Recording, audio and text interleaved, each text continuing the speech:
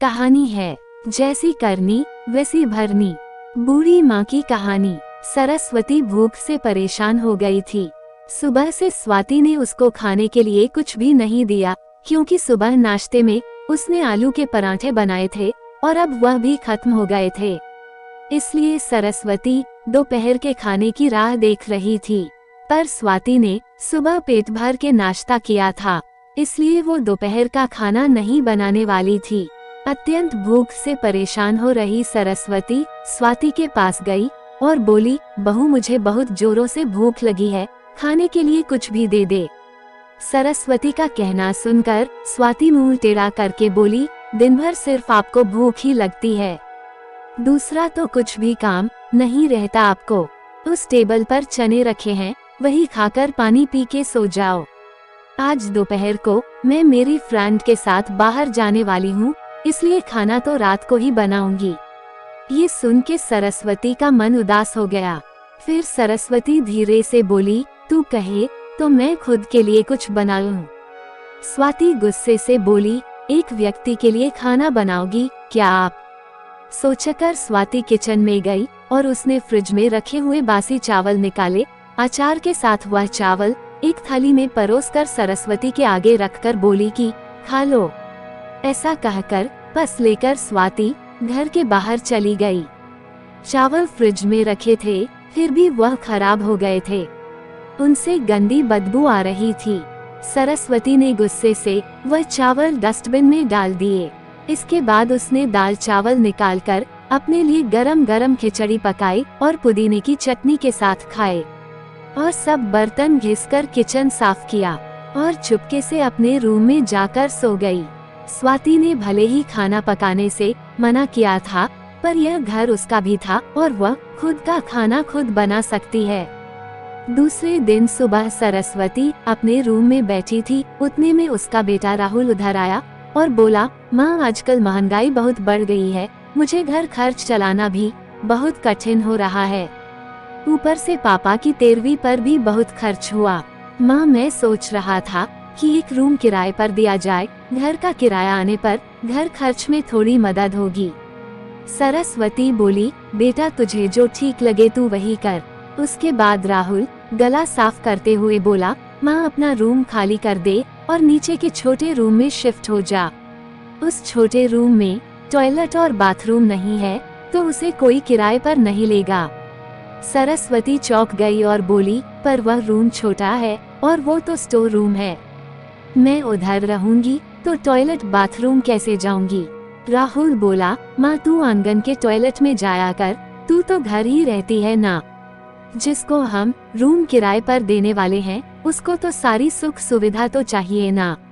वैसे भी यह रूम भी बहुत बड़ा है, पापा के जाने के बाद तुझे इतने बड़े रूम की क्या जरूरत है? सरस्वती कुछ क्षण शांत रही और सोचने के बाद बोली, टेरेस पर जो रूम है वो भी हम किराए पर दे सकते हैं, उस रूम में सब सुख सुविधा है। उस पर राहुल बोला, नहीं माँ वह रूम हम किराए पर नहीं दे सकते, वो हमने अपने मेहमानों के लिए रखा है। तुझे तो अच्छे से पता है कि स्वाति के मायके वालों का आना जाना चालू रहता है, इसलिए एक्स्ट्रा रूम मेहमानों के लिए रखना ही पड़ेगा। सरस्वती सब समझ गई थी कि बेटे ने तो उसका ही रूम किराए पर देने का निर्णय लिया है, क्योंकि वह बुढ़ापे में बेटे और बहू पर आश्रित थी। इसलिए रमेश ने जो कहा उस पर सरस्वती ने ज्यादा विरोध नहीं किया। उसने अपना थोड़ा सामान लिया और छोटे रूम में शिफ्ट हो गई। उधर पुराने छोटे रूम में उसका जी घुट रहा था, तब भी वहाँ उस रूम में दिन काट रही थी। नया किराएदार आया था, सब पहले जैसा चल रहा था। घर में आए हुए किराएदार का नाम अशोक था, एक एनजीओ में काम करता था। वो हर रोज स्वाति और रमेश सरस्वती के साथ कैसा सलूक करते थे सब देखता था। ये सब देखकर उसको बहुत बुरा लगता था। धीरे धीरे सरस्वती अशोक को अपने बेटे जैसा मानने लगी। अशोक भी आते जाते सरस्वती का हालचाल पूछा करता था और उसका ख्याल रखता था। राहुल और स्वाति को सरस्वती से कुछ लेना देना नहीं था। स्वाति बचा हुआ खाना उसके थाली में रखकर जाती और बेटा तो उसके तरफ देखता भी नहीं था। सरस्वती तो पहले ही समझ चुकी थी कि उसका बेटा अब पहले जैसा नहीं रहा, वो बदल गया है।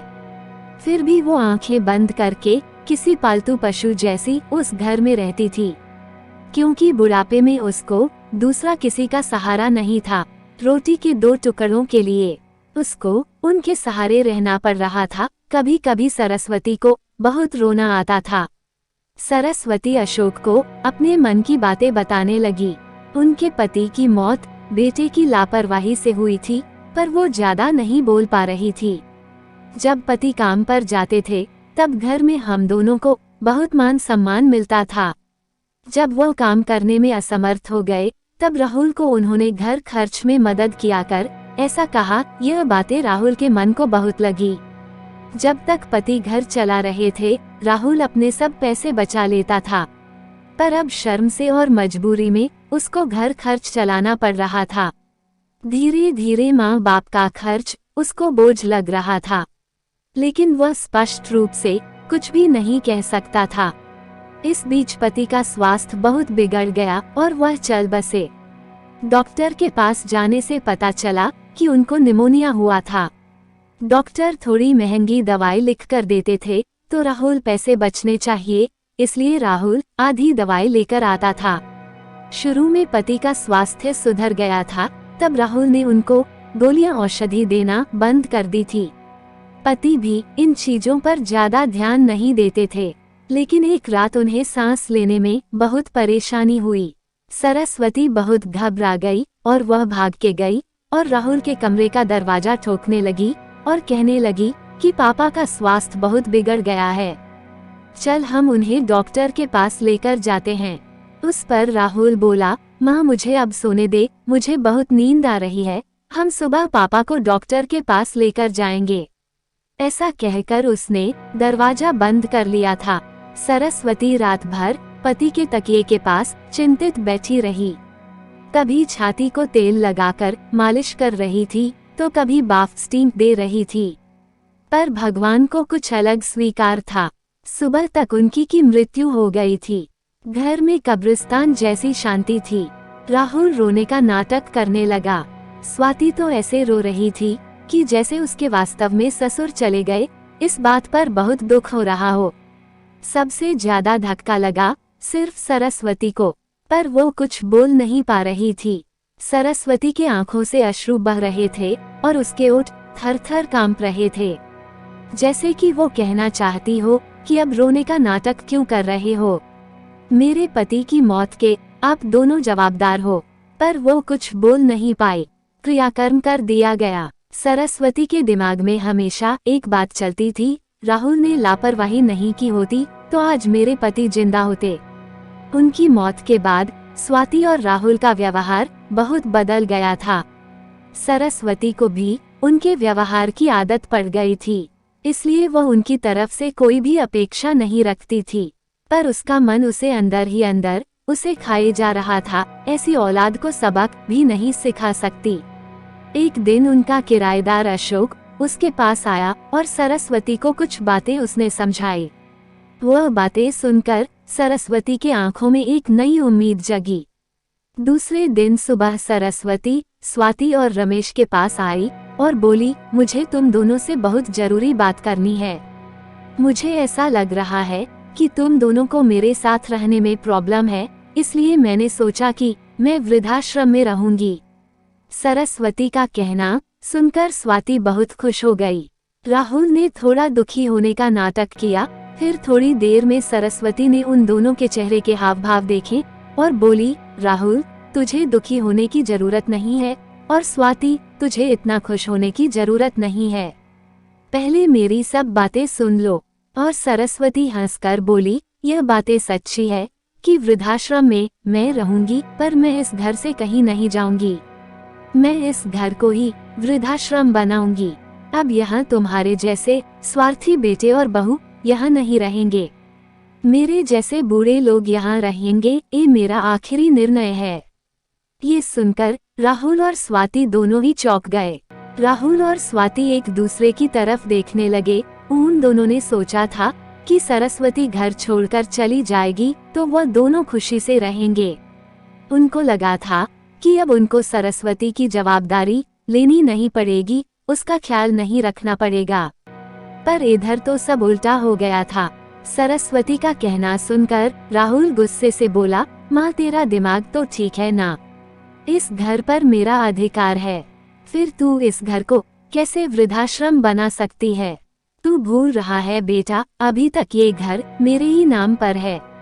सरस्वती गुस्से से बोली, तुम दोनों ने मुझे बहुत परेशान किया है, छोटी छोटी बातों पर मेरा अपमान किया है, बीमारी के वक्त भी मुझ पर ध्यान नहीं दिया, खाने पीने के लिए भी मुझे बहुत तरस आया, तेरे पिताजी भी मुझे छोड़कर चले गए। अगर मैंने कठोर निर्णय नहीं लिया तो मेरा भी वही हाल होगा जो तुम्हारे पापा का हुआ था। इसलिए मैंने सोचा कि बेटे के झूठे प्यार के जाल में फंसने से अच्छा मैं अपने बारे में सोचूं। राहुल घुटनों पर आकर बोलने लगा, माँ मुझे माफ कर दे, हम दोनों तेरा अच्छे से ख्याल रखेंगे, तेरा कभी भी अपमान नहीं करेंगे, पर तू इस घर को वृद्धाश्रम मत बना। माँ थोड़ा सोच कर तो देख हमारा क्या होगा। सरस्वती ऊंची आवाज में बोली, मैंने और तेरे पापा ने तुझे अच्छे संस्कार दिए थे, फिर भी तूने सिर्फ तेरे परिवार के बारे में ही सोचा, हमारा नहीं। फिर मैं तेरा कैसे सोचूं? तू तेरे परिवार का सोच, मेरी चिंता मत कर और जल्द से जल्द ये घर छोड़कर चला जा, क्योंकि इस घर में अब अच्छे लोग रहने आ रहे हैं। इतना कहकर सरस्वती अपने रूम में चली गई। राहुल और स्वाति शांति से सरस्वती को जाते हुए देखते ही रह गए। सरस्वती ने अपने जैसे बूढ़े लोगों को उसके घर में आश्रय दिया। अशोक की मदद से वृद्धाश्रम अच्छे से चलने लगा। दोस्तों, आजकल के लड़कों ने बूढ़े लोगों के साथ गैर व्यवहार किया तो बूढ़े लोग भी कठोर निर्णय ले सकते हैं। दोस्तों, आपको ये कहानी पसंद आई हो तो इस चैनल को सब्सक्राइब करें, वीडियो को लाइक करें, कमेंट करें और अपने अधिक से अधिक दोस्तों को शेयर करना ना भूलें। धन्यवाद।